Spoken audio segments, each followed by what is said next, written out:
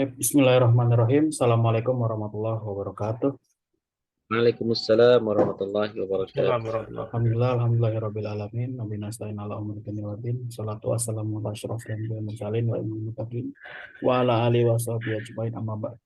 Alhamdulillah, bersyukur kepada Allah pada kesempatan kali ini kita bisa sama-sama bertemu untuk kajian untuk menuntut ilmu dari Ustadz kita Bapak Ahmad Jailani.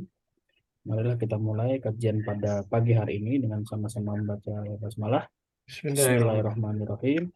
Kepada Ustaz kami persilahkan oleh Tafadhol Mas Burhan. Mau share screen ya, Ustaz? Nah, Oh iya. Bismillahirrahmanirrahim. Alhamdulillahirabbil alamin wassalatu wassalamu ala asrofil anbiya'i wal mursalin wa imamil muttaqin wa ala alihi wa ashabihi ajmain. Rabbana dhalamna anfusana wa illam taghfir lana wa tarhamna lanakunanna minal khasirin. Allahumma inni a'udzubika an adilla aw dhalla aw azilla aw zalla wa azlima aw zalama wa ajhala yujhala alayya. Rabbi shrah li sadri wa yassir li amri wa halul 'uqdatam min lisani yafqahu qawli. Shadaqallahu adzim. Ikhwani wa akhwati rahimakumullah. Alhamdulillah di pagi yang cerah ini Allah perjumpakan lagi kita semua di dalam majelis ilmu, majelisnya orang-orang yang berusaha untuk mendapatkan jalan menuju surganya Allah Subhanahu wa taala, ya.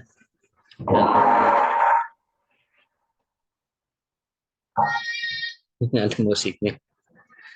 Dan jalan ini insya Allah menjadi salah satu jalan kita untuk mendapatkan cara untuk menuju surga, gitu ya. Karena thalabul ilmi ini merupakan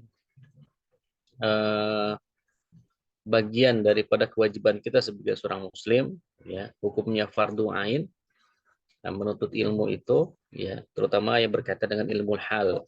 Ilmu hal itu ilmu yang berkaitan dengan kehidupan kita, dan kehidupan kita ini tentu tidak terlepas daripada agama Islam, gitu ya.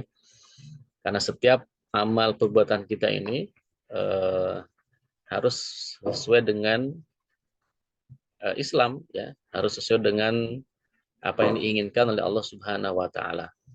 Sebenarnya upaya kita untuk memenuhi keinginan Allah itu bukan untuk Allah, ya, tapi untuk kita sendiri, ya, karena Allah yakinkan kepada diri kita bahwa Allah yang telah menciptakan alam semesta, manusia dan kehidupan ini, dan tentu Allah yang lebih tahu, ya, tentang bagaimana seharusnya kita hidup.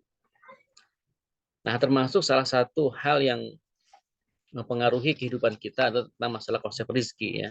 Nah, rizki ini kan kalau kita lihat gambar itu kan rizki itu seolah-olah selalu identik dengan uang. Jadi pokoknya kalau rizki itu identik dengan uang, ya, atau bertambahnya rekening saldo, gitu ya. Nah, itu apakah betul ya rizki itu selalu berkaitan dengan uang, ya? Selalu berkaitan dengan nomor rekening atau rekening kita yang bertambah atau berkurang, sehingga ketika rekening kita berkurang kita bilang oh rezeki kita berkurang, gitu ya, atau seterusnya.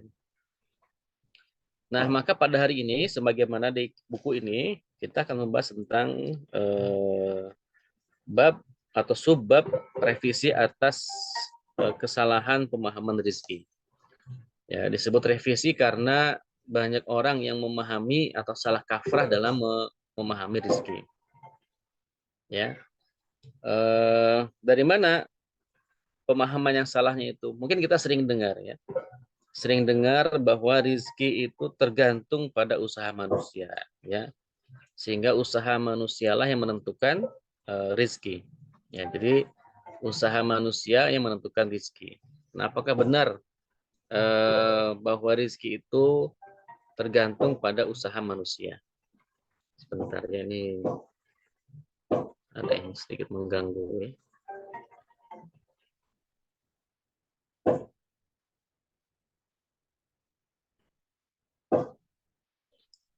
Apakah benar bahwa rezeki itu betul-betul dari usaha manusia? Ya, ini kan pemahaman yang pertama, ya, bahwa rezeki itu bersumber dari usaha manusia. Bahkan ada yang mengatakan rezeki itu tergantung posisi ya. Kalau jabatannya makin tinggi, maka rezekinya makin banyak. Kalau orangnya makin pintar, maka rezekinya makin banyak. Kalau grade ya, grade sarjananya itu sudah S3, berarti rezekinya lebih banyak lagi. Jadi S1, SMP, S1, S2, S3 itu rezekinya apa menentukan rezeki. Ya, jadi kalau makin tinggi gelarnya, maka makin banyak rezekinya. Profesor apalagi, berarti makin tinggi lagi rezekinya. Nah, itu kan sehingga orang berlomba-lomba untuk kuliah, kemudian terus melanjutkan lagi kuliahnya terus hanya untuk mengejar menjaga rezeki katanya. Ya, kalau kamu ingin dapat hidup enak, ya harus dapat jabatan yang tinggi, gelar yang tinggi, sehingga kamu akan dipandang. Kalau kamu sudah dipandang, kamu akan mendapatkan uang banyak, ya gitu. Atau bahwa rezeki itu adalah sesuatu yang dihitung, ya bisa kita hitung seperti matematika, ya bisa apa namanya, ketika jumlahnya berkurang, ya kemudian di sisi lain bertambah, ya sehingga kita berhitung-hitungan, ya hitung-hitungan dalam mengeluarkan uang. Ya dicek dulu ini hitung-hitungan, ya ini bagaimana ngaturnya, ya seolah-olah bahwa rizki itu sebatas kepada hitung-hitungan matematis, ya makanya banyak aplikasi-aplikasi pengatur keuangan gitu, ya nah, ini di apa namanya dialokasikan sekian sekian sekian untuk apa belanja keluarga, untuk jalan-jalan, untuk sebagainya. Nah apakah memang harus seperti itu atau bagaimana, ya kemudian ada juga yang mengatakan bahwa rezeki itu ya sudah, ya itu adalah Allah gitu. Semuanya adalah atas pemberian Allah saja.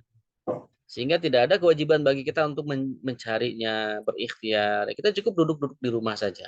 Ya, cukup duduk di rumah, kita menikmati hidup. Nah, toh kalau rezekinya akan datang ke kita juga, kok nggak kemana-mana. Nah, apakah ini juga pemahaman yang benar atau bagaimana? Ya, jadi memang di tengah-tengah masyarakat itu ada dua, ya, ada dua pemahaman terkait dengan rezeki. Ya, yang satu mengandalkan usaha manusia, yang kedua itu justru tidak mengandalkan usaha manusia. Nah, pembahasan rezeki ini tentu terkait dengan kodok kodar sebelumnya, ya. Pembahasan kodok kodar yang sebelumnya.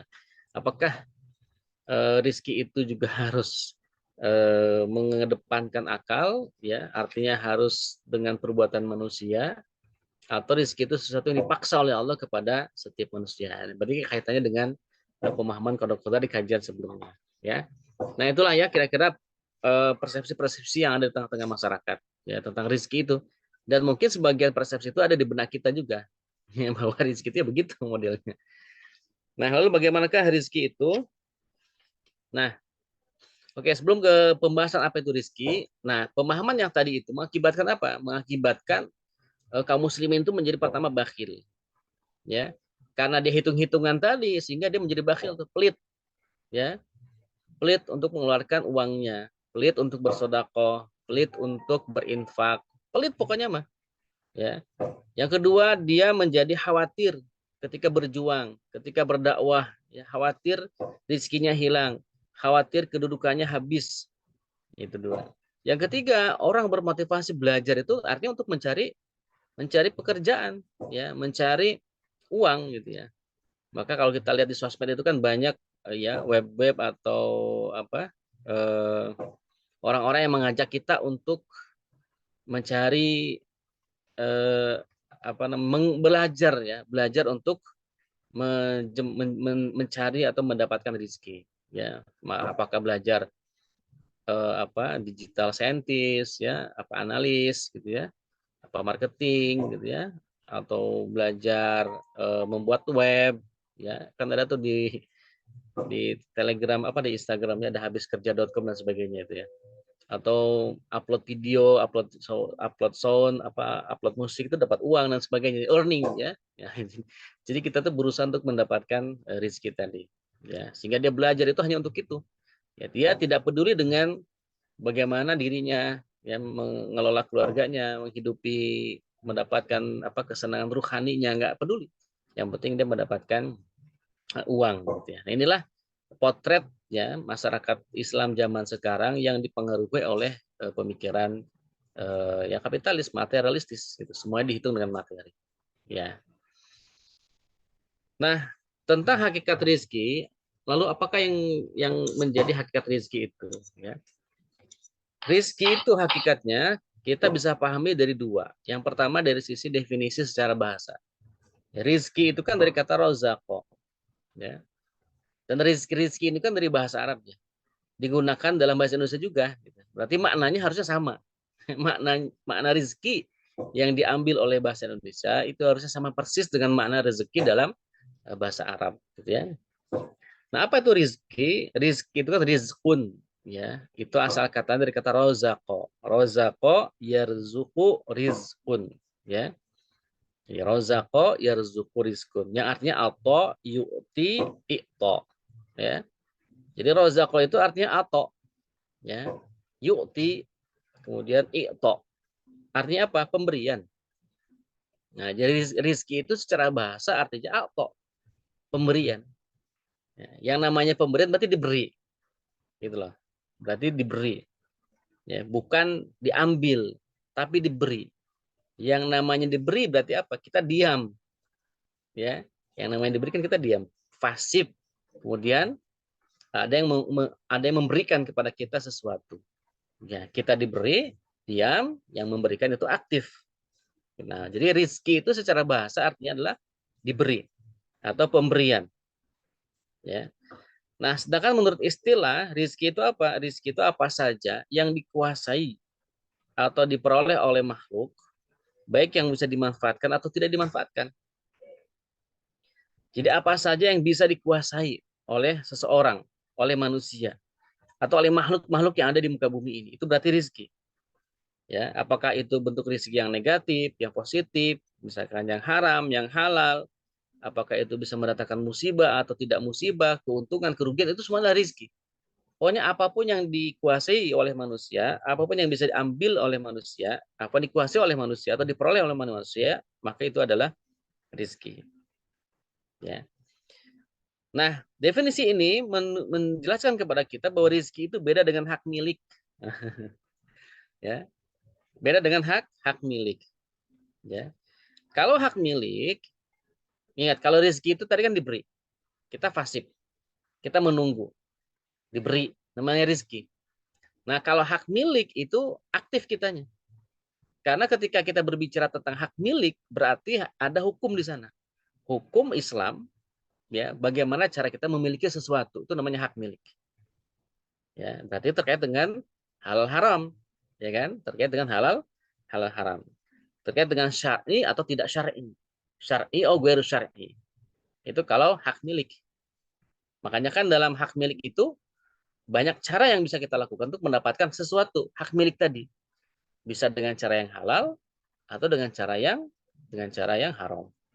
Nah, jadi ya, ada rizki, ada hak milik. Nah, ini beda ya, dua hal yang berbeda. Rizki sama hak milik.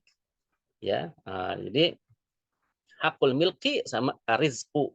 Arizku itu tadi apa? Akto, pemberian. Kalau hakul milki itu adalah hak milik. Ada caranya, ya, kita untuk mendapatkannya. Nah, kalau hak milik ini, caranya ini terkait, ya, apakah cara itu buruk atau baik, apakah cara itu benar atau tidak benar. Semua bisa dilakukan, ya, bisa dilakukan. Baik, itu namanya hak milik. Nah, rizki, gitu ya. Rizki ini kalau kita lihat di slide berikutnya ya, biar kita mudah memahami, ya.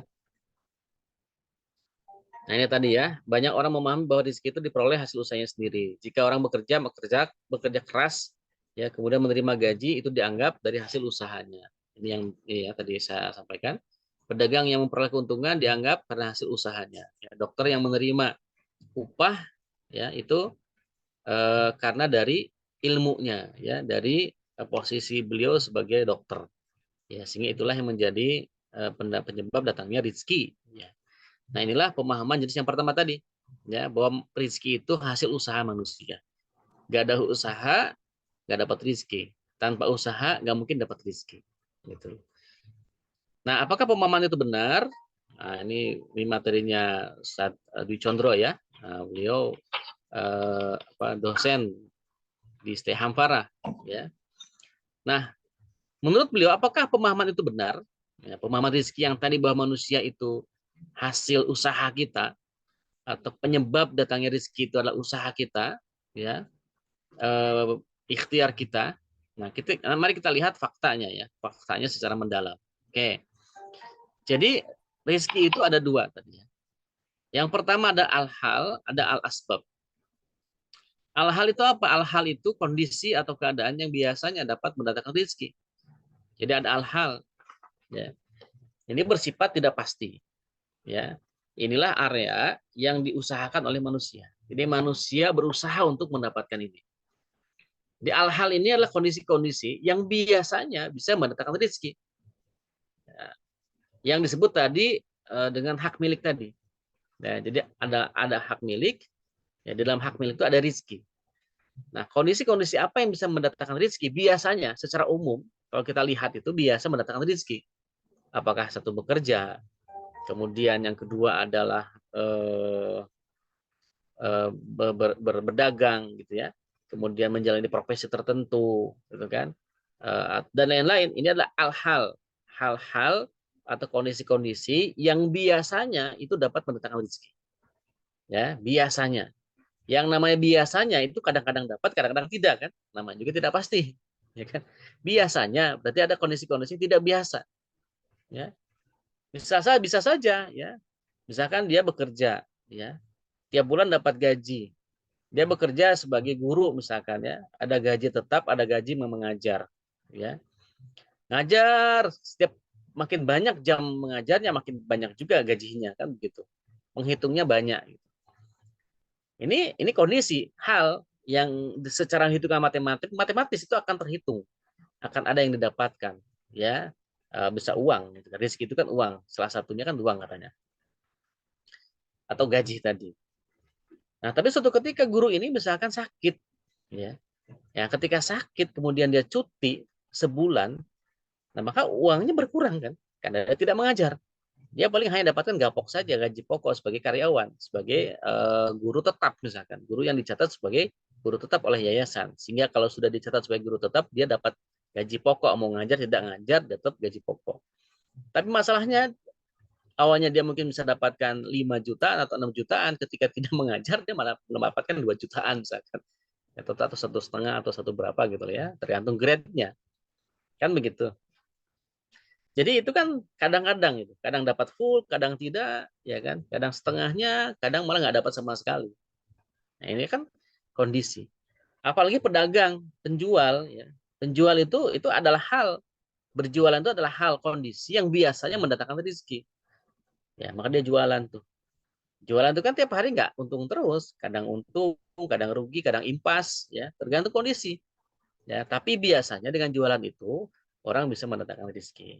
Nah, ini. Jadi hal-hal ini adalah kondisi-kondisi yang bisa diusahakan oleh manusia, ya, tetapi tidak bersifat pasti. Nah, itu ada al-hal. Ya. Yang kedua ada al-asbab.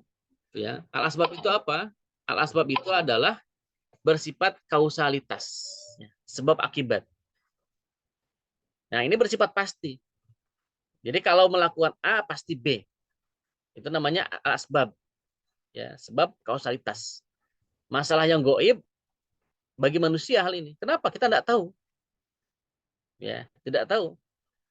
Yang penyebab mendatangkan rezeki itu apa? Apakah bekerja? Ternyata tidak juga. Karena bekerja kadang-kadang dapat, kadang-kadang tidak. Apakah bisnis? Ternyata tidak juga. Kadang-kadang dapat, kadang-kadang enggak. Ada yang untung banget, ada yang rugi banget. Ya, awalnya untung, lama-lama rugi. Kan begitu tuh. Nah, jadi ini kan tidak pasti. Yang namanya kausalitas harus pasti. Ya, kalau A pasti B. Gitu. Jadi kausalitas itu begitu. Al-asbab dan al-akibah. Ada sebab, ada akibat. Nah, apa yang menjadi sebab datangnya rizki itu? Ini perkara goib. Ya. Perkara yang tidak dijangkau oleh akal manusia. Tidak bisa kita temukan gitu polanya. Mungkin ya kita sering dengar ada pola pola pola apa? Pola penjemput rizki. Nah, ada training-trainingnya itu ya. Atau magnet rezeki. Magnet yang bisa mendatangkan rezeki. Ya. Pola-pola yang dilakukan oleh manusia ini mungkin berhasil di sebagian orang, tapi tidak berhasil di sebagian yang lain. Berarti itu juga bukan sebagai asbab, itu sebagai hal-hal saja, karena tidak pasti. Nah, kalau pasti, berarti setiap orang yang melaksanakan misalkan training-training itu, tentu dia akan mendapatkan hal yang sama, ya, mendapatkan yang sama jumlahnya atau apapun itu. Tapi faktanya ada sebagian dapat, sebagian yang sedikit mendapatkan, juga banyak mendapatkannya. Nah, berarti kan tergantung. Apa namanya, ini tidak pasti. Berarti itu juga bukan sebagai asbab, itu sebatas hal-hal saja. Ya, kondisi-kondisi atau pola-pola yang mungkin berhasil dilaksanakan oleh si B, tapi ketika diterapkan ke si C itu tidak berhasil. Gitu. Properti misalkan ya, dulu Al-Fakir masih ingat dulu ketika awal-awal jualan properti gitu ya. Itu kita coba ya dengan pola marketing yang pertama, ya. Kita lakukan di project A, berhasil, closing banyak. Dengan pola yang sama kita terapkan di project B. Ternyata nggak berhasil gitu. Tidak seperti project A. Nah, ini kan harus ada apa di situ. Padahal polanya sama persis kita copy paste. Berarti itu ada hal-hal, bukan sebab. Ada lagi mungkin hal-hal lain yang ternyata tidak sama dengan hal-hal yang harus diterapkan di A. Apakah kondisi tanahnya, apakah orang-orangnya, sebagainya, itu ada hal lain. Ada hal-hal lain, ada kondisi lain yang menyebabkan pola itu tidak bisa diterapkan di tempat lain gitu. Ya, ini juga sama ya. Misalkan kita juga pernah ya bekerja sama dengan agensi ya ketika punya proyek di mana Purwakarta ya, barang almarhum Pak Irfan itu. Karena si agensi ini sudah berhasil di proyek-proyek itu berhasil banyak closing sampai pakai ratusan sampai habis ya. Sekali gathering itu langsung habis ya. Bahkan sebelum gathering noob-nya sudah habis, dulu selalu ada noob ya. Nomor urut apa dulu itu namanya. Ya, proyek itu berhasil ludes pada unitnya banyak gitu. Harganya juga nggak beda-beda banget gitu. Tapi pola itu diterapkan di proyek Purwakarta ternyata tidak berhasil 100%. Ya. Hanya berapa persen daripada dari target yang ditetapkan. Berarti itu hal-hal lagi. Hal-hal yang ternyata kalau diterapkan di beberapa di tempat lain itu berbeda. Gitu. Bukan asbab, bukan sebab. Nah, oleh karena sebab ini adalah hal yang goib, manusia tidak mampu menjangkaunya, maka butuh dalil. Dalil yang bersifat pasti. Nah, dari mana lagi dalil yang bersifat pasti kalau bukan dari Al-Qur'an? Ya kan? Berarti kalau kita ingin tahu apa penyebab datangnya rizki, harus cek dalil yang bersifat pasti. Harus cek Al-Qur'an. Ya, kenapa? Karena ini perkara yang goib. Ya. Yang namanya goib itu kita sebagai muslim ya rujukannya Al-Qur'an. Bukan primbon. Atau bukan jampe-jampe ya, tapi ke Al-Qur'an. Nah, lalu kita lihat ya. Nah, di Al-Qur'an ya sebagai sumber yang sifatnya qat'i itu pasti ya, itu menunjukkan bahwa ya dari beberapa ayat Al-Qur'an yang kita kutip itu rizki itu dari mana sebenarnya. Misalkan ayat pertama ya, surat Al-An'am ayat 142. Allah Subhanahu wa taala berfirman, "Kulu mimma razaqakumullah." Ya, makanlah oleh kalian semua dari apapun yang Allah rizkikan kepada kalian. Ya. Ini maknya itu maknya mak umum. Jadi apapun yang Allah rizkikan kepada kalian maka makanlah. Ya. Nah, ayat ini menunjukkan apa? Berarti apa yang kita makan itu berasal dari Allah. Ya, rizki yang kita dapatkan itu berasal dari Allah. Ar-Rum ayat 40 misalkan, "Alladzi khalaqakum tsumma razaqakum." Ya, dialah yang menciptakan kalian dan dia pula yang memberikan kamu rizki. Siapa dia? Itu Allah Subhanahu wa taala. Jadi Allah selain menciptakan makhluknya, Allah juga sudah tetapkan rizkinya. Nah, ini menunjukkan, ayat yang kedua menunjukkan berarti rizki itu berasal dari Allah Subhanahu wa taala. Yasin misalkan, "Anfiqu mimma razaqakumullah." Nafkahkanlah sebagian dari rizki yang diberikan Allah kepadamu. Nah, ini jelas banget. Razaqakumullah. Allah rizkikan, Allah berikan kepada kalian rizki. Nah, ayat ini pun menunjukkan bahwa rizki itu berasal dari Allah Subhanahu wa taala. Ya. Surat Ali Imran misalkan, "Innallaha yarzuqu may yasha." Ya, sesungguhnya Allah memberi rizki kepada orang yang dikehendakinya. Ini jelas nih, ya, bahwa Allah yang memberi rizki dan yang Allah berikan itu hanya orang-orang yang Allah kehendaki. Berarti apa? Allah milih siapa yang Allah kasih rizki. Allah tetapkan masing-masing orang tuh rezekinya. Dan masing-masing rezekinya tuh berbeda-beda. Kenapa? Karena innallaha yarzuqu may yasha. Sesungguhnya Allah memberikan rezeki pada orang yang Allah kehendaki. Ada yang dikasih sekian, ada yang dikasih sekian, ada yang dikasih sekian, ada yang dikasihnya kapan, kapan, kapan. Itu Allah yang menetapkan semua. Dari ayat ini pula kita paham. Berarti rezeki itu berasal dari Allah, plus Allah juga yang menetapkan kadarnya bagi orang-orang yang Allah kehendaki. Ya. Kan kabut misalkan, Allah yarzuquha wa iyyakum. Allah lah yang memberi rezeki kepadanya dan juga kepadamu. Ya. Nah, jadi Allah juga yang memberikan rezeki kepada makhluk-makhluknya. Kepadamu wahai umat manusia, ya, dan juga kepada makhluk-makhluk lain, ya. La yarzuqannahumullah, benar-benar Allah akan memberikan rezeki kepada mereka. Ya, jadi la yarzuqannahum. Ini sudah pakai tasdid, ya, sudah pakai taukid, pakai lam taukid. Lam taukid mana? La yarzuqanna. Na itu juga nun taukid. Nun taukid sakilah. Yang namanya sakilah itu berarti berat, ya. Nun penegas yang memberatkan, ditambah lam taukid yang menunjukkan, memastikan bahwa hanya Allah satu-satunya yang memberikan rezeki kepada mereka. Gitu. Jadi Allah menegaskan tuh, ya. Sudah banyak ayat-ayatnya, kemudian beberapa ayat di antara ayat-ayat rezeki itu Allah tegaskan dengan huruf-huruf taukid. Kemudian yabsutur rizqa liman yasha. Allah meluaskan rezeki bagi siapa yang Allah kehendaki. Berarti rezeki itu bisa menyempit, bisa meluas. Siapa yang menghendaki? Allah Subhanahu wa taala. Apakah kita tahu rezeki kita meluas atau menyempit? Tidak tahu. Karena kita juga nggak tahu jatah kita berapa rezekinya. Kita kan nggak tahu, ya. Rezeki kita bertambah, rezeki kita berkurang. Tetapi Allah menjamin gitu, bahwa rezeki manusia itu bisa berubah-ubah. Gitu. Bisa bertambah, bisa berkurang. Siapa? Sehendak Allah. Nah, itu kan. Bisa bertambah, bisa juga berkurang. Tergantung Allah yang menetapkan. Gitu. Ya, Allah yang meluaskan rezeki bagi siapapun yang Allah kehendaki. Fanbagu indallahi rizqa, maka mintalah rizki itu kepada Allah. Ya, minta rizki itu kepada Allah Subhanahu wa taala. Ya, karena rizki itu berasal dari Allah Subhanahu. Nah, dari ayat-ayat yang kita bacakan tadi itu menunjukkan kepada kita sebenarnya bahwa rizki itu atau penyebab datangnya rizki itu adalah Allah Subhanahu wa taala. Itu inilah al-asbab yang pasti, ya. Kenapa pasti? Karena bersumber dari Al-Qur'an yang pasti.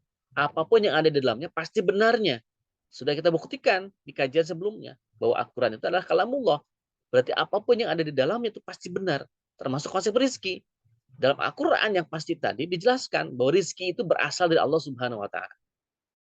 Allah lah yang menetapkan, Allah yang memberikan, Allah yang menentukan siapa-siapanya, Allah juga yang menentukan kapan waktunya, Allah juga memberikan kepada siapa yang Allah kehendaki, Allah juga bisa mengurangi, Allah juga bisa menambahkan. Itu semua adalah kehendak Allah Subhanahu wa taala.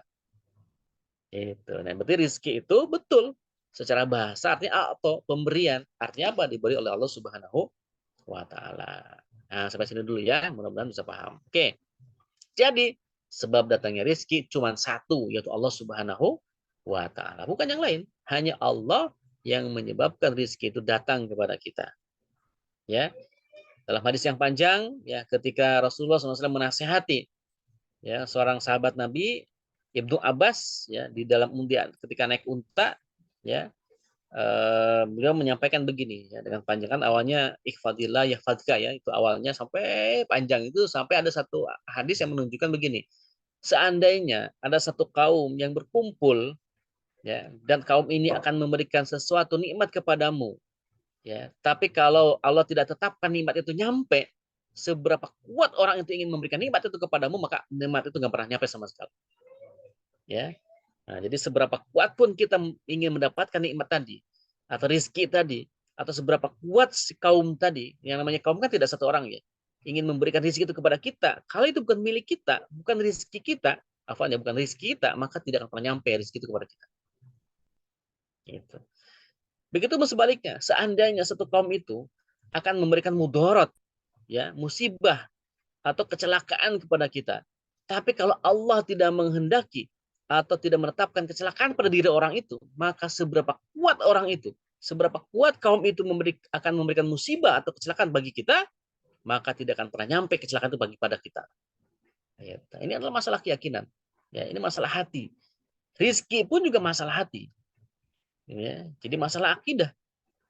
Nah, ini masalah akidah bahwa kita harus yakin bahwa rizki itu atau penyebab datangnya rizki itu adalah dari Allah Subhanahu wa Ta'ala. Ini asbab, satu-satunya sebab yang bisa mendatangkan rizki. Nah, maka demikian ya, kalau kita ingin mendapatkan rizki yang bertambah, berlimpah, minta berarti sama Allah. Ya, wa masta'anta fasta'in billah. Jika engkau minta sesuatu maka mintalah hanya kepada Allah. Kenapa? Karena ini adalah hak prerogatifnya Allah Subhanahu wa Ta'ala. Ya. Dan rizki itu tidak hanya sebatas uang. Rizki anak juga rizki, ya. Kesehatan juga rizki, waktu luang juga rizki kan.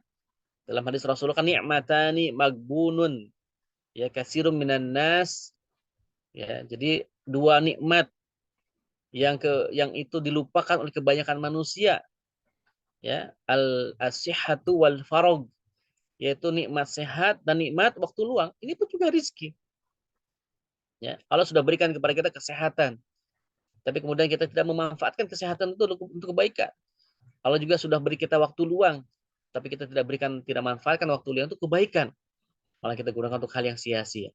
Makanya magbunun, ya, dilupakan, diabaikan, digelapkan, goib kan. Magbunun itu kata goib.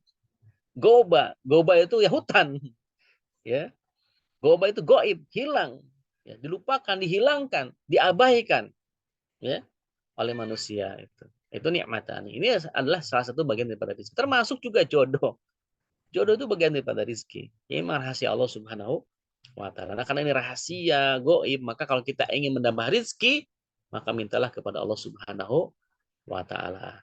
Nah, tetapi di sisi lain, gitu loh, ayat-ayat tadi juga disalahpahami, ya, bahwa karena rizki itu datangnya dari Allah, maka usaha manusia itu katanya tidak ada gunanya.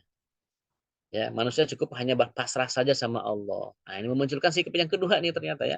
Apapun yang diberikan Allah itulah rezeki kita. Manusia tidak perlu bersusah payah dalam mencari rezeki. Semua sudah ada jatahnya masing-masing. Ini pemahaman rezeki yang salah juga. Yang tadi pertama bahwa rezeki itu adalah hasil usaha manusia, tanpa usaha tidak akan dapat rezeki. Di sisi yang kedua bahwa ketika kita tahu bahwa rezeki itu di tangan Allah, akhirnya salah persepsi seolah-olah bahwa oh kalau begitu kita nggak usah usaha karena semua sudah ada jatahnya masing-masing. Ini persepsinya, ya. Nah, lalu bagaimana sebenarnya konsepnya? Nah, rizki itu sama dengan kodok-kodar kemarin, ya. Ada rizki yang menguasai manusia, ini al-asbab. Ada rizki yang dikuasai oleh manusia, itu al-hal. Al-hal itu tadi apa? Kondisi, keadaan yang bisa mendatangkan rizki. Nah, menguasai manusia ini al-asbab itu dari Allah. Qada Allah, tidak dihisap. Ya. Jadi yang namanya rizki datang ke kita berapapun jumlahnya, apapun bentuknya, kita terima. Pasti manusia itu akan menerima. Karena itu auto, pemberian. Kita sifatnya pasif. Allah yang memberikan kepada kita. Ya. Maka itu tidak akan dihisap dari sisi apa? Dari sisi yang memberikan. Karena Allah yang memberi. Ya. Tapi dari sisi mencari ya usaha manusia itu akan dihisap. Ya, dia akan memilih al-hal, memilih kondisi apa, ya, memilih kondisi apa yang bisa mendatangkan rezeki. Tadi yang namanya al-hal tadi berkaitan dengan hakul milk tadi, hak memiliki. Yang namanya hak memiliki atau al-hal tadi tergantung kepada apakah al-hal yang digunakan itu sesuai dengan perintah Allah atau bertentangan dengan perintah Allah. Ketika sesuai dengan perintah Allah maka akan mendapatkan pahala. Tapi ketika bertentangan dengan perintah Allah maka akan mendapatkan siksa. Itulah yang disebut dengan dihisab. Kita akan dimintai pertanggung jawaban. Nah, maka ya ini sudah ya tadi ya, rizki tidak bermakna auto, rizki tidak sembarangan kepemilikan, untuk memperolehnya bisa lewat jalan yang halal, juga bisa dari jalan yang haram. Ya, semuanya tetap disebut rizki. Ya, rizki itu memang ada rizki halal, ada rizki haram. Ya, ini apa? Jadi rizki itu bisa rizki halal, bisa juga rizki haram. Ya, ingat rizki itu Allah yang memberi. Ini konsep yang pertama ya. Tetapi dengan konsep itu tidak serta-merta kemudian kita meninggalkan usaha. Itu pemahaman yang keliru. Ya, pemahaman yang benar tadi adalah rezeki itu tetap di tangan Allah. Itu sebab satu-satunya rezeki itu datang kepada kita. Ya. Sedangkan al-hal atau kepemilikan tadi itu adalah usaha kita. area yang kita tetapkan, ya. Nah, ketika kita memilih cara yang halal, maka kita akan mendapatkan rezeki yang halal. Ketika kita memilih cara yang haram, maka kita akan mendapatkan rezeki yang haram. Nah, jadi status halal haramnya itu tergantung pilihan kita. Tetapi dapatnya kita rezeki itu adalah dari Allah Subhanahu wa taala. Ya. Maka secara kesimpulan Allah sebagai sebab rezeki, ya. Kemudian al-halnya adalah usaha manusia, usaha halal ada usaha haram, ya. Usaha halal rezeki halal, usaha haram rezekinya haram, ya. Nah, ini adalah kepemilikan yang disebut dengan rezeki halal itu kepemilikan, ya. Bahwa kita dituntut oleh Allah Subhanahu wa taala untuk memperoleh, ya, kepemilikan dengan cara yang halal, ya.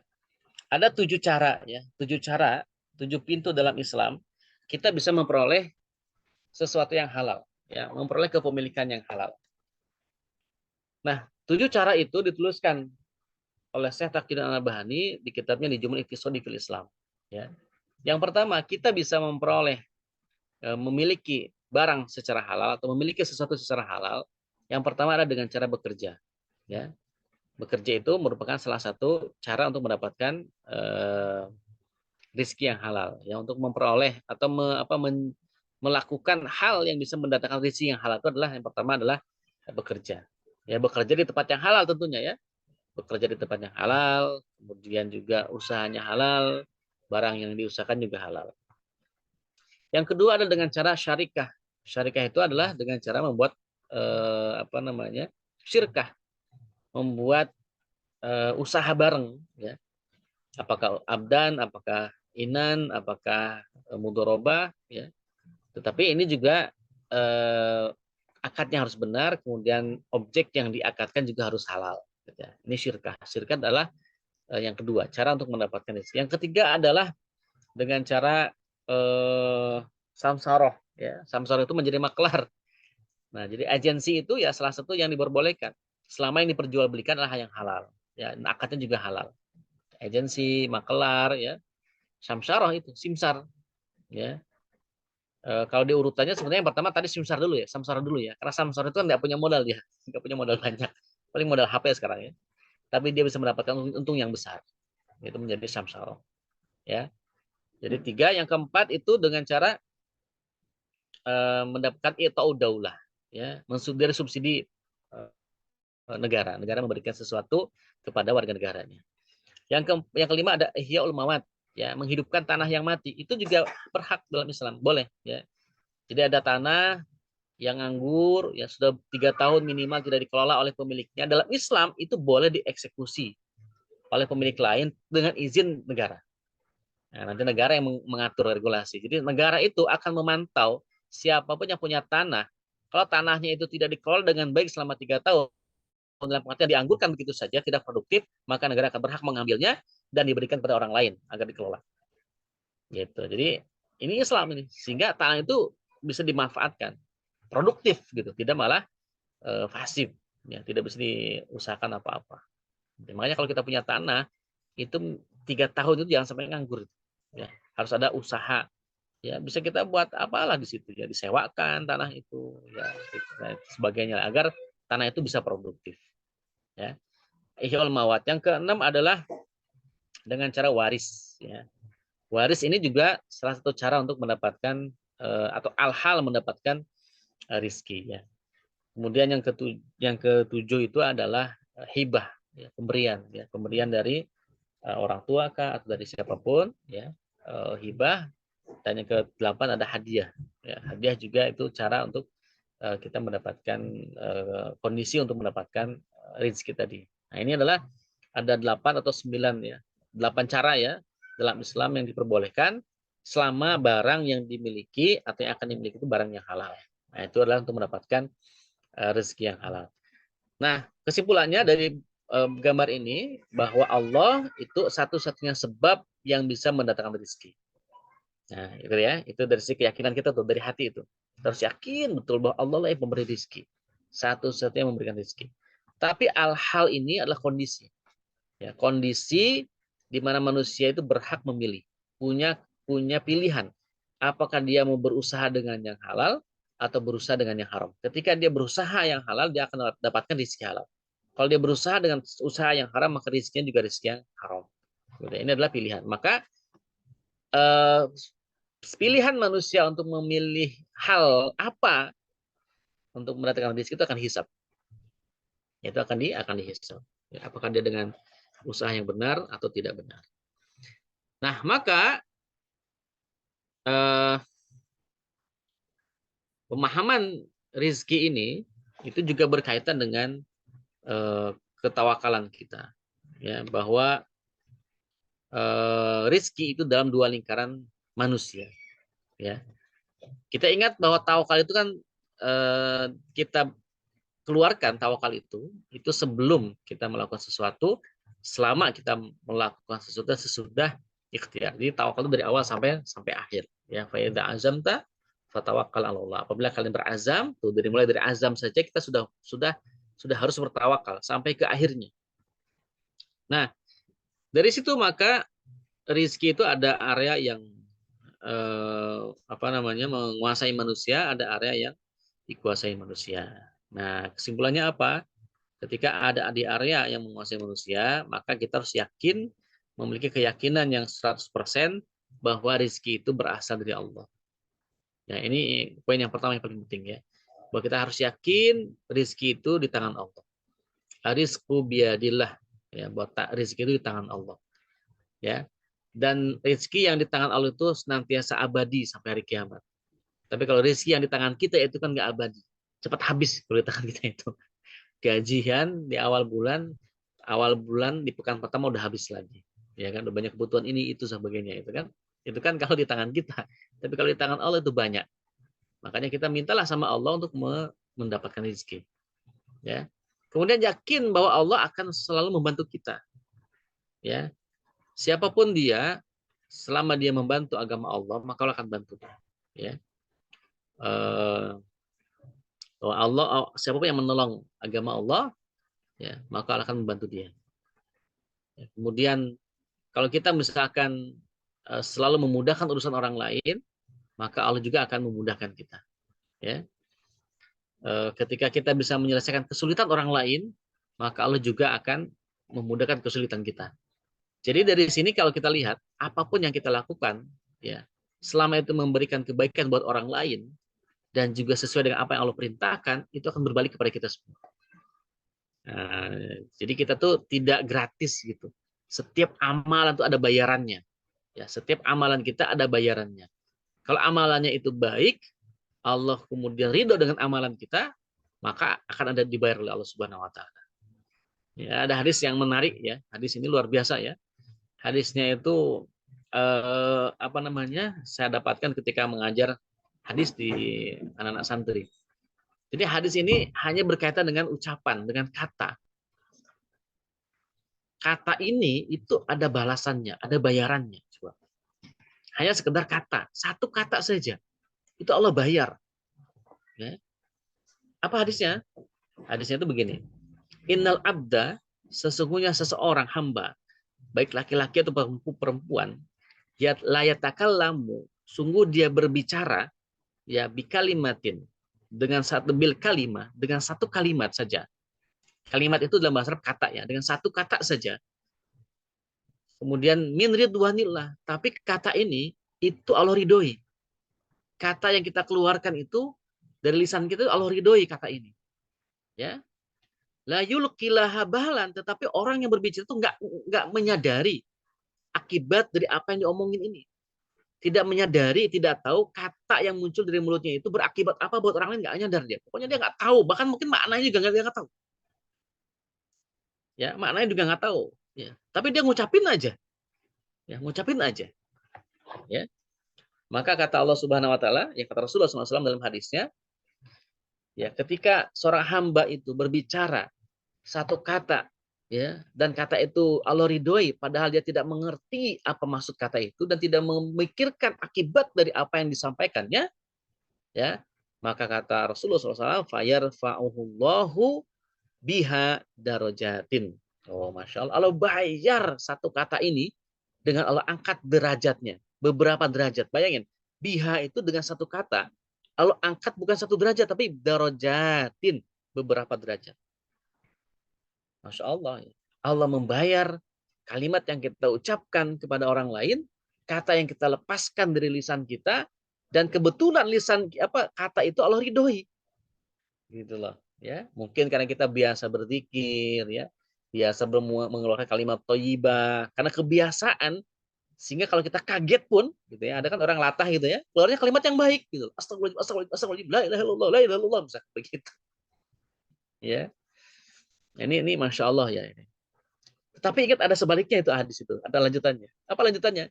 Innal abda la yatakallamu, kata Rasulullah. Sesungguhnya seorang hamba, laki-laki atau perempuan, la yatakallamu, berbicara bil kalimati, dengan satu kalimat, min sukhtillah atau min sakhatillah, dan kalimat itu Allah tidak suka atau Allah murkai kata itu.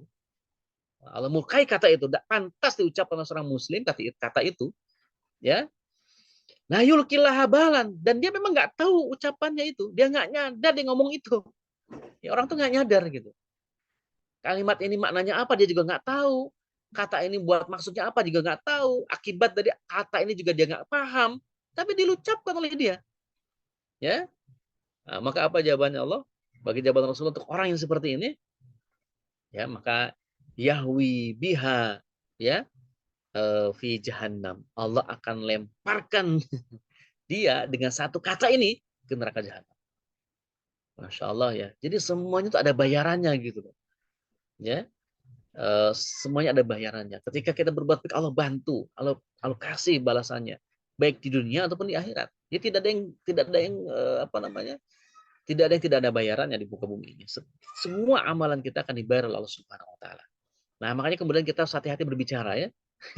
Harus hati-hati berbicara. Lihat lisan kita. Kata-kata yang kita pilih itu harus tepat, harus benar. Jangan sampai kemudian kita biasa mengeluarkan kalimat-kalimat yang tidak baik. Ya, sehingga khawatir ketika kita kaget atau apa yang keluar adalah kalimat buruk. Nah, anak Al-Fakir punya cerita ya. Jadi Al-Fakir itu punya teman ini punya penyakit wasir ya. Wasirnya wasir parah gitu. Sampai kemudian dia pulang kerja itu berdarah terus, berdarah, maaf ya, belakangnya berdarah, bernanah gitu ya, sampai dia sakit tuh kalau makan yang pedas gitu. Yang pedas itu sakit, kalau mau buang air besar juga dia sakit gitu ya. Pokoknya sampai berdarah semua. Kemudian dia cek ke klinik, pulang dari kantornya dia mampir ke klinik untuk dicek sebenarnya. Tapi kata dokter penjaga klinik itu, Anda harus dioperasi sekarang juga, kalau tidak bahaya katanya. Ya sudah, mau tidak mau karena nggak ada teman siapa-siapa, istrinya juga nggak diajak ikut ke situ karena dia pulang kerja, ini dioperasi itu si teman saya itu. Ya ketika dioperasi dia akan pulang kantor ya, karena kantornya ini biasa pakaiannya bebas gitu ya. Dia pakai jeans, pakai baju kaos biasa saja gitu ya, orang santai. Nah, ketika dioperasi itu kan awalnya mau disuntik setengah, setengah apa namanya, setengah pingsan. Tapi ternyata sama dokternya di full gitu, dibius total. Akhirnya dia hilang katanya. Entah kenapa tiba-tiba dunia itu gelap kata dia. Nah, ada sekitar 1 jam lebih dioperasi.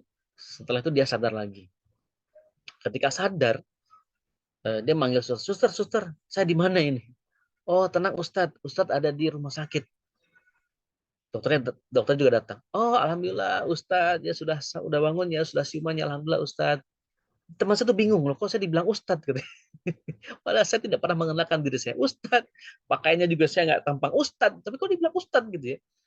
Terus teman saya nanya, dokter sebentar, kok dokter nyebut saya Ustadz? Ada apa ini? Kata dokternya gini, iya Ustadz. Ustadz itu ketika dioperasi katanya, Ustadz tuh mengericau, apa namanya ya, ngigo gitu. Dan ngigo-ngigonya Ustadz itu kalimat-kalimat baik. Subhanallah, ayat Al-Quran dimunculkan gitu loh. Jadi yang muncul tuh hafalannya, ayat Al-Quran yang keluar, tasbih-tasbih, doa-doa itu. Kami juga menjadi terenyuh gitu. Hanya Ustadz ini gitu. Masya Allah coba. Itu kenapa coba? Itu karena kebiasaan lisannya itu mengucapkan itu gitu. Sehingga ketika dalam kondisi tidak sadar pun, yang keluar ada kalimat yang baik. Ya, bayangkan kalau dia misalkan sering mengucap kata-kata yang kotor, ya sumpah serapah, caci maki sama temannya, atau ungkapan-ungkapan yang tidak baik misalkan anjir, kan begitu gitu. Bang apa misalkan binatang kotor keluar semua gitu. Itu nggak kebayang kalau dioperasi begitu pun kata itu akan keluar. Dan yang lebih dikhawatirkan lagi adalah ketika sakaratul maut. Kita khawatir ketika sakaratul maut, ketika kita dibimbing, ditalkinkan untuk baca kalimat tauhid, kita tidak bisa gitu. Kenapa? Karena lisan kita jarang mengucapkan kalimat itu. Ya, kita khawatir di situ ya. Jadi kembali ke sini ya. Jadi yakinlah bahwa Allah akan selalu membantu kita tentang masalah rezeki ini. Ya. Kemudian memunculkan semangat dalam mencari rezeki. Ya. Kenapa? Karena apa? Karena kita sudah dijamin oleh Allah Subhanahu wa taala. Ini area yang menguasai kita, ini area hati, area keyakinan. Lalu area yang dikuasai manusia sebagai penyangganya, maka dia senantiasa terikat dengan syariat Islam. Dia akan memilih hal-hal, ya, kondisi-kondisi yang sesuai dengan syariat untuk menjemput rezekinya. Itu kenapa? Karena usaha itu wajib bagi setiap muslim. Bekerja itu wajib bagi setiap muslim. Ya, menjemput rezeki, mencari nafkah itu wajib bagi setiap muslim yang laki-laki. Itu memang wajib. Nah, kita itu kenapa bekerja? Kenapa berusaha? Itu tuntut kewajiban. Ya. Yang pertama, yang kedua ada itulah cara yang Allah halalkan untuk memiliki sesuatu. Ya kan? Kita ingin memiliki sesuatu nih. Caranya bagaimana? Kasih tahu. Allah kasih tahu tadi caranya. Ya. Caranya tadi dengan yang halal ya, dengan 9 pintu yang memang semuanya halal. Nah, jadi itulah yang menjadi keyakinan kita, usaha kita, ya, bahwa usaha itu bagian daripada kewajiban kita untuk berusaha memilih hal-hal yang halal. Kemudian kita yakin rezeki itu Allah yang berikan, itu sebagai bagian daripada akidah kita. Jadi kita itu adalah akidah, ada syariat. Akidah itu masalah hati, syariat itu masalah amal amali, gitu ya. Nah, maka langkah-langkah kita yang pertama, keyakinan yang mendalam akan rezeki Allah. Senantiasa berpegang teguh pada hukum syara. Manusia terikat pada sebab-sebab kepemilikan, bukan sebab-sebab datangnya rezeki. Ya, terikat pada sunnatullah, hukum sebab akibat. Dan senantiasa berdoa, Allah Maha Pemberi lagi Maha Penolong. Maka fungsi memahami rezeki yang benar apa? Pertama, selalu optimis. Ya, kenapa optimis? Karena dijamin Allah Subhanahu wa taala. Apapun usaha kita selama itu halal, ya Allah berkahi, optimislah Allah akan berikan, ya, rezeki kita, dan mungkin juga di dalam waktu dan kondisi yang nggak sangka-sangka, yang tidak disangka-sangka oleh kita, gitu ya. Selalu terikat dengan hukum syara, ya, karena jumlah tidak ada hubungannya dengan cara yang dipakai, tidak menghalalkan segala cara, ya. Kemudian juga tidak takut menolak rezeki yang datang dengan cara yang haram, ya. Jadi kita harusnya takut, ya, tidak takut menolak rezeki, ya. Maksudnya kita harus menolak rezeki yang datang dengan cara yang haram, ya. Harus kita tolak, apakah suap, apakah yang lainnya, gitu ya. Tidak mudah putus asa jika gagal dalam usahanya, membuat kita tidak takut berjuang untuk Islam. Baik, mungkin demikian ya, karena waktu sudah jam 10:08 terkait dengan konsep rezeki, ya, yang harus kita pahami. Semoga dengan konsep ini, dengan ilmu ini kita bisa lebih optimis lagi dalam berusaha, karena semuanya itu adalah dijamin oleh Allah Subhanahu wa taala rezeki itu. Yang kedua adalah kita tidak putus, kita tidak kemudian menjadi pesimis, ya. Pesimis kemudian menyalahkan siapapun ketika memang rezeki itu tidak datang kepada kita, karena memang bukan waktunya, belum waktunya dan sebagainya. Oke, demikian ya, mudah-mudahan bermanfaat, dan kita lanjutkan dengan sesi tanya jawab. Silakan, Ihsan. Terima kasih Ustaz atas penjelasan dan pemaparan materi pada pagi hari ini. Di sini sudah ada 2 pertanyaan. Yang pertama, Bismillah, izin bertanya. Dahulu ada ustadz yang berdasarkan dari sedekah dibalas berlipat ganda, menjadikan dalil ini sebagai metode untuk memperbanyak atau menjemput harta. Apakah ini masih termasuk hal-hal apa sudah masuk dalam mengotak-atik kerana al-asbab, Ustaz? Yang pertama. Lalu yang kedua, Bismillah, izin bertanya Ustadz, bagaimana jika seseorang bekerja di perusahaan konvensional, contohnya bank non-konvensional, karyawan tersebut tahu bahwasannya riba itu haram, maka rezeki yang diperoleh itu halal atau haram? Demikian, Ustaz. Ya, baik. Yang pertama ya, jadi dalil-dalil sedekah. Jadi sedekah itu adalah hal lain sebenarnya. Jadi sedekah itu adalah hukumnya ada yang wajib, ada yang sunnah. Ya, sedekah itu. Ya, kalau sedekah yang wajib itu seperti zakat, itu wajib hukumnya. Zakat fitrah, zakat mal, gitu ya. Itu hukumnya wajib. Jadi apapun profesi dia, ya. Kalau zakat fitrah kan tetap wajib ya. Mau miskin mau kaya ya, selama dia ada barang yang bisa dizakatkan ya dia wajib zakat. Kecuali kalau dia tidak bisa, tidak ada satupun yang bisa dizakatkan, maka dia menjadi orang yang berhak mendapatkan zakat. Gitu ya. Kalau sodakoh yang sunnah itu sodakoh yang memang diperintahkan oleh Rasulullah, diperintahkan oleh Allah Subhanahu Wa Taala. Nah itu tidak ada kaitannya dengan rizki dalam hal usaha ya, nah, itu loh. Sebagai asbab gitu ya, apa sebagai al-hal itu bukan al-hal. Ya. Jadi itu bukan al-hal kondisi-kondisi yang kemudian bisa mendatangkan rizki. Tetap rizki itu hak prerogatif Allah. Ya al-asbabnya itu adalah Allah Subhanahu Wa Taala, bukan sodakoh, bukan kemudian infak, itu bukan al-asbab ya. Bentar ya, laptopnya mau habis.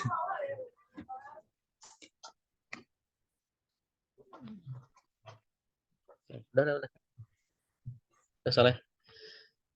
Nah, udah syukran ya. Jadi termasuk misalkan kita sholat duha ya. Sholat duha bisa mendatangkan rizki, kemudian sodakoh bisa mendatangkan rizki, kemudian kita memberikan kemudahan buat orang lain bisa mendatangkan rizki. Ini adalah hal-hal apa namanya yang harus kita yakini merupakan bagian daripada janji Allah Subhanahu Wa Taala. Tetap yang memberikan rezeki itu Allah Subhanahu Wa Taala, bukan amalan-amalan tadi. Tetap Allah yang memberikan rezeki, ya. Tetapi Allah kemudian memerintahkan itu sebagai bagian daripada motivasi kita untuk beribadah tadi, gitu ya, untuk beribadah, bersedekah, salat Tuhan dan sebagainya. Karena kalau niatnya ke sana, niat kita sedekah untuk bisa dapat rezeki berlipat, niat kita salat Tuhan untuk bisa mendapatkan rezeki yang berlipat, maka kemudian itu akan merusak niat, gitu. Karena kan innamal a'malu binniyat, ya. Segala sesuatu itu harus berdasarkan niat, ya. Waman kana hijratuhu ilallahi wa rasulihi fa hijratuhu ilallahi wa rasulihi. Kalau hijrahnya dia, amalnya dia itu untuk Allah dan Rasulnya, maka dia akan mendapatkan Allah dan Rasulnya. Tapi kalau dia hijrahnya, ibadahnya itu hanya untuk mendapatkan harta atau mendapatkan wanita yang ini nikahinya, dia akan dapat itu saja, tapi tidak dapat Allah dan Rasulnya. Tentu tujuan utama kita kan tidak untuk mendapatkan itu. Tapi tujuan utama kita ibadah itu adalah hanya karena Allah Subhanahu Wa Taala. Dan agar amal kita diterima oleh Allah itu kan salah satu syaratnya adalah ikhlas, akhlasun niat. Niat yang paling ikhlas hanya untuk Allah Subhanahu Wa Taala. Ya, jadi sodakonya kita, ibadahnya kita, ya itu jangan dikait-kaitkan dengan bahwa ini akan mendatangkan rezeki yang banyak berlimpah misalkan gitu ya, tapi kaitkanlah ini sebagai bagian dari ibadah Allah Subhanahu Wa Taala. Adapun misalkan Allah berikan rezeki yang berlimpah dengan amalan-amalan tadi itu sebagai bonus dari Allah Subhanahu Wa Taala, sebagai fadilah ya, fadlan minallah, keutamaan yang Allah berikan kepada kita karena kita taat ya, karena kita melaksanakan perintah Allah, dan itu karena Allah Subhanahu Wa Taala, bukan ingin mendapatkan yang tadi materi tadi itu ya. Ini apa namanya bagian daripada apa namanya apakah mau otak-atik al-asbab. Al-asbab itu tidak bisa otak-atik ya. Al-asbab itu hanya Allah ya. As-sabab, sabab datangnya rezeki itu hanya Allah Subhanahu wa taala. Itu tak bisa diotak-atik. Allah tidak bisa diinterogasi, bisa diintervensi oleh siapapun. Tergantung Allah. Allah memberikan rezeki kepada dia atau tidak terserah Allah Subhanahu wa taala. Ya. Allah misalkan memberikan kepada orang yang ahli ibadah tadi, kok nggak datang-datang ya, saya sudah sodako, saya sudah sholat duha, tapi kok nggak datang-datang rezekinya ini gimana ini? Nah kan jadi begitu akhirnya. Akhirnya apa, bisa menyalahkan Allah ke depannya. Naudzubillah min dzalik. Ya, seujuan kepada Allah. Gitu. Makanya tadi niatnya itu jangan ke sana. Kalau niatnya ke sana itu nanti rusak. Dan terbuktikan sekarang itu loh. Ketika mereka yang bersedekah-sedekah itu akhirnya terkena dampaknya. Ternyata itu adalah hasil daripada money laundry atau bisnis macam-macam dan sebagainya gitu ya, bahkan dipaksa untuk memberikan mobilnya macam-macam dan sebagainya. Jadi seperti pemerasan. Dan naudzubillah min dzalik, kan terbukti akhirnya sekarang orang mungkin banyak kecewa gitu ya. Salah juga sih dia percaya gitu kan, banyak kecewa dengan gara-gara yang model tadi. Tapi kalau kita hanya berpangku tangan kepada Allah saja cukup ya. Nah, lalu bagaimana usaha kita ya? Usaha kita lakukan hal yang halal-halal saja ya. Jangan kaitkan sedekah dengan untuk mendapatkan untung lebih banyak sebagainya. Udah sedekah karena Allah, selesai. Lalu kita juga berusaha bekerja ya, bisnis ya, atau hal-hal yang dihalalkan oleh Allah lainnya, yang lainnya. Kita cari al-hal, kondisi-kondisi yang biasanya bisa mendatangkan rezeki, dan itu adalah cara yang halal. Al-hal kondisi yang halal. bukan hal-hal yang haram. Gitu ya. Wallahu a'lam. Kemudian yang kedua, bekerja di perusahaan konvensional, contohnya bank konven ya. Nah, memang bekerja di bank konvensional ini, eh, kalau kalau Al-Fakir ada yang mengharamkan total, gitu ya. Seperti Ustaz Khalid Basalama, Ustaz siapa lagi ya, itu hal haram total. Apapun posisinya itu haram, ya, karena terikat dengan institusi yang ribawi, gitu ya. Nah, kalau pendapat yang kedua itu tergantung posisinya. Kalau posisinya itu berkaitan dengan transaksi ribawi, karena di bank itu kan tidak semua akad-akad transaksi di bank itu kan semuanya mengandung riba, ya. Yang riba itu kan ketika memang ada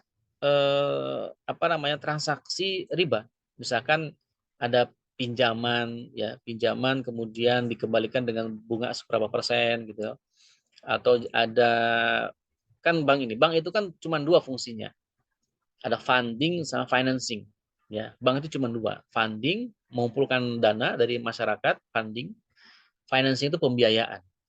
Pembiayaan dengan cara apa? Kredit, pinjaman, financing kan dengan pinjaman. Jadi bank itu kalau uangnya mau keluar dengan cara pinjaman, ini pasti sudah ada ribanya.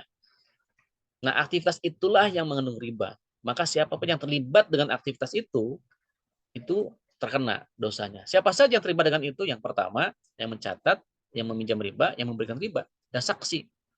Itu semuanya sama dosanya. Ya, saksi, pencatat, penerima, pemberi. Nah, ini ada tuh, ya. Yang tanda tangannya dipakai buat itu ya berarti kena dosa ribanya. Gitu. Itu sama saja dosanya. Tapi posisi-posisi yang tidak ada kaitan langsung dengan itu, ya, karena bank itu juga funding itu kan tidak semuanya haram, dana funding itu. Ya, ada orang-orang yang menyimpan uang di bank akadnya wadiah misalkan, menyimpan, akadnya menyimpan, dia tidak ingin dibagi hasil, tidak ingin dapat bunga. Kalau dipotong untuk administrasi ya wajar lah, karena kita menggunakan fasilitas dia. Apakah internet banking, m-banking, atau sebagainya, itu kan fasilitas ATM. Kita dipotong setiap bulan berapa rupiah, ya itu sebagai ujroh kita, gitu loh. Biaya ujroh kita kepada perusahaan itu. Nah, tapi orang menyimpan uang dengan akad wadiah, menyimpan uang tidak ada keuntungan, tidak ada bagi rugi, cuma sebatas simpan saja, atau yang menyimpan di deposit box, gitu kan, itu kan berarti hartanya ke situ tuh masuknya, gitu loh.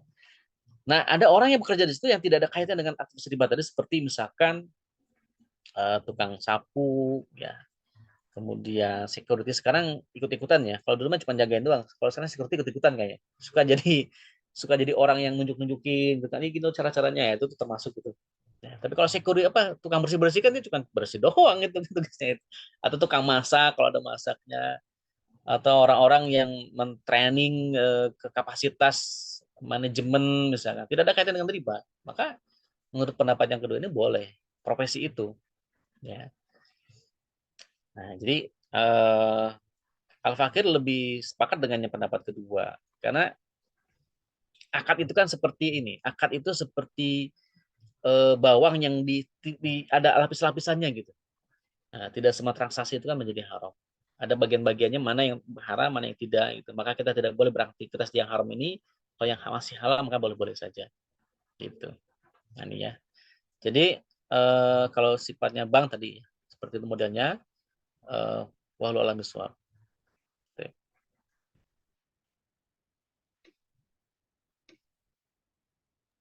Ya, baik, Ustaz, terima kasih atas jawaban dari pertanyaan yang sudah diberikan. Sekarang mungkin saatnya Ustaz, Fadal, silakan pertanyaan untuk teman-teman di sini. Ya, kuis nomor 1. Al asbab rizki itu datang ke kita tuh dari mana? Sebab yang pasti penyebab datangnya rezeki itu berarti dari mana? Silakan. Aku Bismillahirrahmanirrahim dari Allah Subhanahu wa taala. Dari Allah Subhanahu wa taala. Harus yakin ya, dari Allah Subhanahu wa taala. Rizqu biyadillah. Baik, betul. Baik, betul lagi, Ustaz. Fadal. Satu lagi, sebutkan tiga cara untuk memiliki harta. Ya, cara untuk memiliki harta. Apa tadi? Ada 9 tadi Anda sebutkan itu. 3 saja. Apa saja itu? Pertama itu bekerja Ustaz, Ya, kemudian syarikoh, usaha Syarikah, bersama, ya. syarikah ya, kemudian samsyarah atau maklar, Ustaz. Ya, baik. Ahsan tuh. Betul ya. Masya Allah. Ini tiga-tiganya dialami sama antum semua kayaknya. Kerja iya dapat ujroh ya, udah samsaroh juga ngejen ya. Kemudian juga syirkah juga jangan sama teman. Tapi barakallahu fikum. Baik, barakallahu fikum kepada teman-teman yang sudah bisa menjawab pertanyaan. Akhirnya tiba pula kita di akhir sesi daripada kajian pertanyaan pada kesempatan kali ini. Marilah kita tutup kajian pada pekan kali ini dengan sama-sama membaca istighfar 3 kali. Astagfirullahaladzim, astagfirullahaladzim, astagfirullahaladzim. Dan baca doa kafaratul majlis. Subhanakallahumma bihamdika. Asyhadu an la ilaha illa anta astaghfiruka wa atubu ilaik. Terima kasih. Assalamualaikum warahmatullahi wabarakatuh. Ron Ustaz, jazakumullah khairan katsiran. Pak Fian lagi di proyek apa di rumah Pak Fian? Di rumah, Ustaz. Oh, saya mau rencana ke rumah mertua nih hari ini. Oh, gitu. Kalau ada rambutan mau mampir ah. Belum